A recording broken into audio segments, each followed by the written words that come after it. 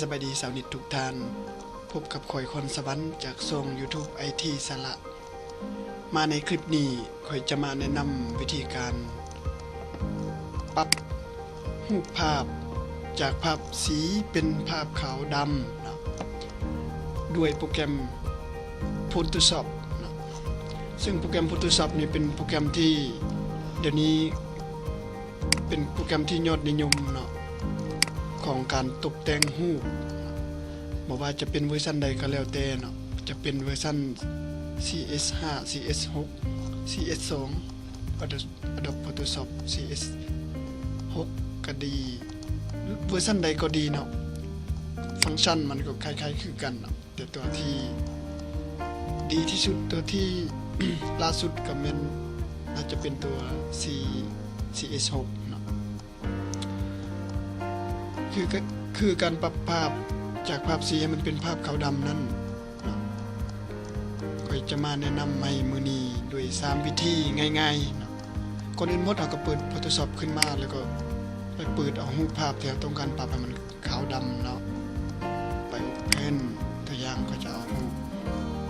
ได้ดีเนาะโอเคเอารูปนี้เนาะขึ้นมาเนาะอันนี้เป็นภาพสีเนาะท่านเบิ่งอันนี้เป็นภาพสีวิธีที่หนึ่งให้ทานเข้าไปที่ Image ในแท็บเมนู Image คลิกที่ Image แล้วเข้าไปที่นี่เนาะ Adjustment เราไล่เมาส์มาทางนี้แล้วก็ไล่ลงมานี่เนาะเลือกเอา Desaturate คลิกเข้าไปที่นี่เนาะมันก็จะกลายเป็นรูปขาวดำให้เราเลยเนาะท่านเบิ่งนี่จะเป็นภาพขาวดำแล้วโดยที่เมื่อกี้มันเป็นภาพแบบนี้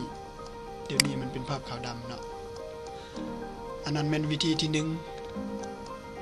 บัดนี้วิธีที่2นี่แม่นง่ายๆเฮาใส่เมนูลัดก็ได้คือกันเนาะโดยเฮากดปุ่ม Shift กับ Control พร้อมๆกันเนาะบ่ต้องวาง Shift Control กับปุ่ม Shift พร้อมด้วยตัว U ก็ได้คือกันเนาะนะพร้อมด้วยปุ่มตัว U ก็จะเป็นภาพขาวดำคือกันเนาะอันนี้เป็นวิธีที่2วิธีที่3บัดนี้วิธีที่3มันให้ท่านเลื่อนเมาส์มาทางนี้หลังจากเปิดรูปขึ้นมาแล้วเลื่อนเมาส์มาที่ทางนี้บนไอคอนตัวนี้เนาะไอคอนครึ่งนึงขาวครึ่งนึงดำนี่ท่านคลิกเข้าไปที่นี่แล้วไปเลือก black and white เข้าไปเลือกที่คลิกเข้าไปที่ black and white ภาพก็จะเป็นภาพขาวดำไม่เอาเนาะเป็นภาพขาวดำแล้ว3เทคนิคนี้เนาะใช้วิธีใดก็ได้เนาะสำหรับการปรับเปลี่ยนภาพขาวดำใน